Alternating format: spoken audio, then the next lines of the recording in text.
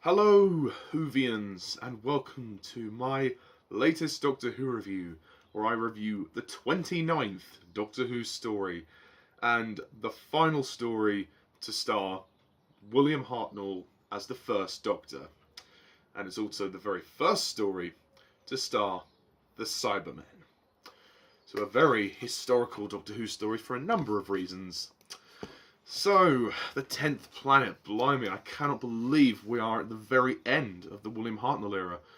I started these reviews over a year ago. I did have a long break in between the Hartnell reviews, but it's weird that I'm now here. I'll talk more about sort of the Hartnell era as a whole at the end, but I will review the actual story first on its own, as well as talk about Hartnell's exit. Okay, so, the 10th planet. So the basic synopsis of this story is that many years ago, Earth's twin planet, Mondas, drifted away to the edge of space. Its inhabitants grew weak, so their scientists created spare parts for their bodies. Limbs and organs were slowly replaced by metal and plastic. Emotions were removed. The Cybermen were born. The Doctor's TARDIS lands at the snow-capped space tracking station in Antarctica in December 1986. A routine space mission starts going wrong. When the base's personnel's suspicions are aroused, the Doctor informs them that the space capsule is being affected by the gravitational pull of another planet, a 10th planet in the solar system. The loss of a routine space mission and the appearance of the planet in the sky herald the arrival of the Cybermen, who are intent on the destruction of the Earth and the conversion of all humans into Cybermen. Ben and Polly and the Doctor fight to save the world, but it is a battle that may be the Doctor's last. So, that is the long-winded explanation of the plot on TARDIS Wiki. So, the 10th planet, as you all know, this is William Hartnell's grand finale as the first Doctor. And what a great way to go out.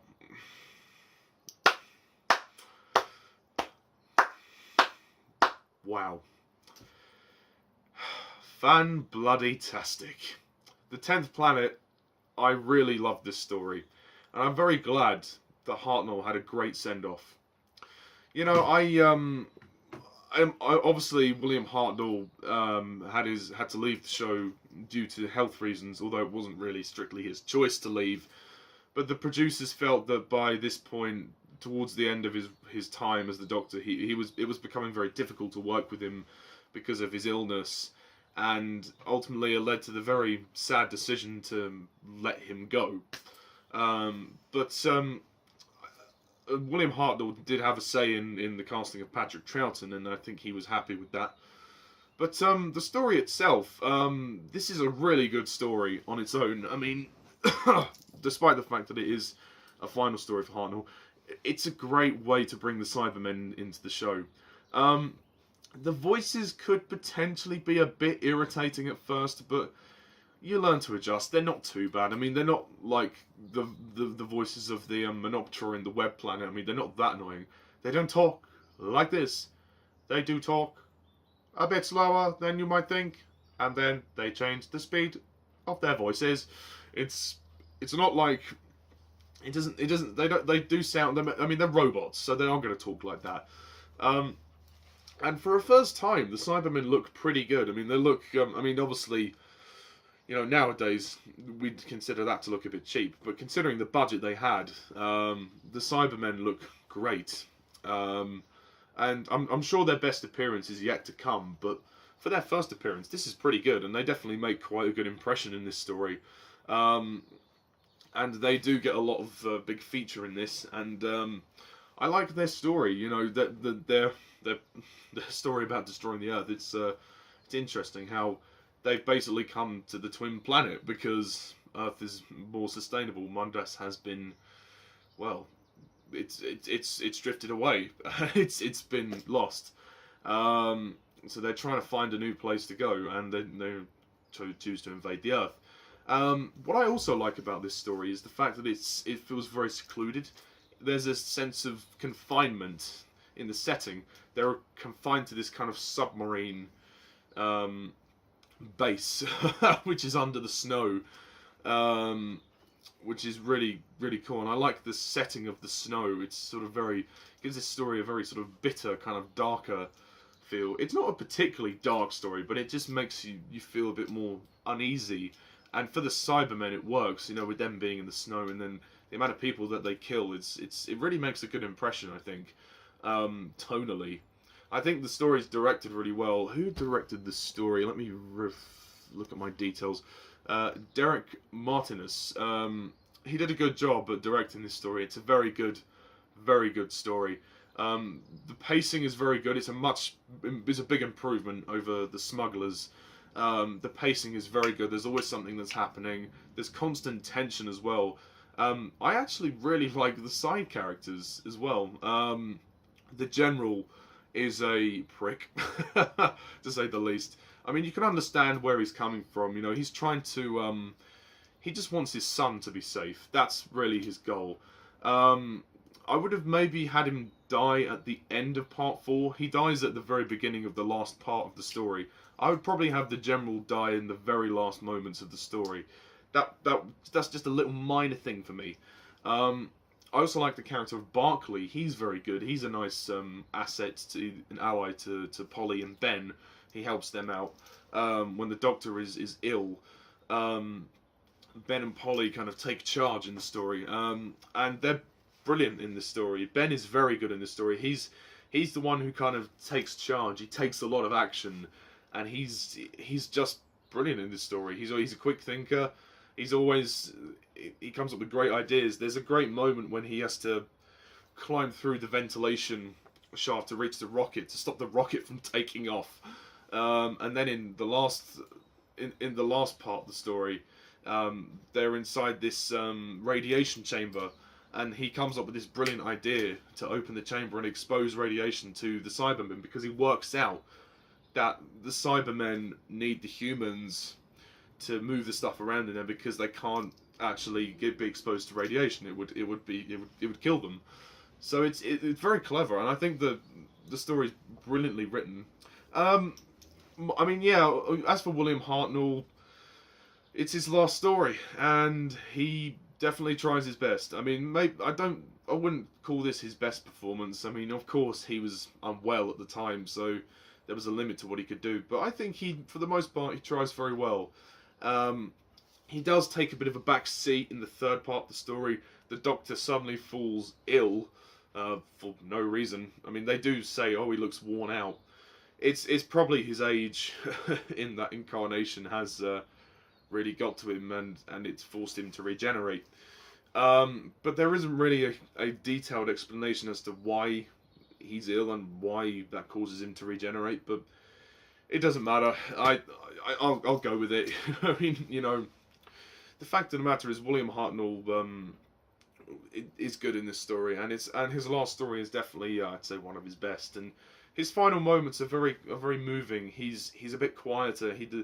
When he's talking to Ben and Polly, he's a lot weaker. He's losing his strength, and his body then has to repair itself and has to regenerate. And we see a brief close-up of Patrick Troughton at the end of the story, of course. It's kind of sad that Hartnell's gone now. It feels weird that I'm not reviewing a Hartnell story anymore. It's really weird. I also think the music of this story is really good, and the constant tension is brilliant. And actually, unfortunately, the fourth part is lost. But they have animated it, and the animation is actually very, very good. It's a bit different to the animation from The Savages, which just looks like a Sims video game. This is much better, and you can really sort of see what goes on. You can actually follow the story. You can understand what goes on. even though the regeneration scene actually survives, they do actually animate that for that episode as well. And I actually decided to, after I watched part 4, watch the actual live action version of the regeneration as well, just so I could get a comparison. I mean, I have seen the regeneration scene before, but never seen the story. Yeah, it's a fantastic story, and the Cybermen, their costumes are interesting. They're a bit bulkier. They've got these big kind of control panels on the front of them, and their helmets are like these weird sort of square pipe-looking things, and their eyes are all black, and the mouths have been painted black. It's a very basic design. They don't look as metallic as they will do in the newer series, but for what they are, they're very good. And this is a great story. It's also a fun story. You can watch it for fun. It's not like The Smugglers where it's dull, you know. It actually is anything but that. And I really thought it's one of Hartnell's best. And what a great way for him to go out. What a great way for him to go out. Do I have any criticisms of the story? Yeah, I mean, the only thing I would say is that it isn't really explained as to how the Doctor suddenly drops down ill in the third part. It's very random how he suddenly just falls down ill. They just say, oh, he's worn out. We kind of need more of an explanation into that. As to how he actually regenerates, it's not really made clear. It feels a bit random the way he just suddenly changes. We're built up to the regeneration, but I mean, in terms of the actual reason why his body's giving up and is regenerating, it's not really made very clear. But other than that, I mean, I'm prepared to put that to one side because I think this is a fantastic story.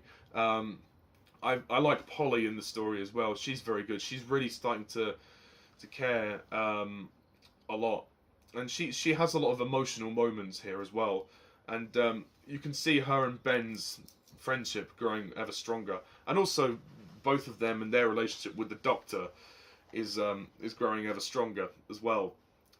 So, in conclusion, The 10th Planet I think is a fantastic story, and it's one of Hartnell's best stories. So, you guessed it, I'm going to rate The 10th Planet 10 motherfucking planets out of 10.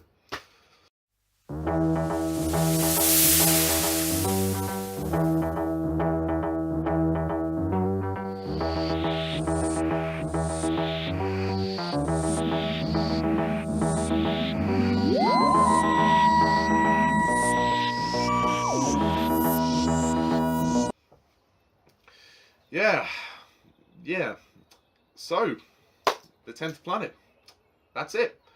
And that is it, folks. That is my, part 1 of my Doctor Who reviews done. The William Hartnell era is finished. I want to say a few words before I close the review off, because I think it's important to end this on a high note. You know, William Hartnell, I feel he is one of the best Doctors we have. He's the original. He started it all, and he definitely had nothing to go on, and he made the character his own. I love his character. He's a warm, caring guy. He's also a bit odd and a bit weird. He has various different moods that he captures. When we first see him, we don't really trust him. We think he's a bit of a dick, because he's just angry. But as we get to know him, he's very warm, he's very lovely, he's very jolly. But he can throw down when he needs to, and he's very dark. And he's had a lot of companions. He's a delightful Doctor. He's a delightful Doctor, and he's really warmed to me. And I'm gonna miss watching him. He's got one of the best personalities of any Doctor. It's very easy to be won over by his charm. He's a very charming guy, and it's very sad the way that he had to go, because obviously, as time passed on in his tenure as the Doctor, his health was deteriorating. He was diagnosed with multiple sclerosis, and that was affecting his performance on set. And the producers and the crew were struggling to get these things made, to get this show done with Hartnell's. I mean, it's not his fault. It was just his condition, and they knew it was his condition. But obviously, they have deadlines to meet. They can't keep keep doing take after take after take. So the sad truth of the matter was they had to let Hartnell go.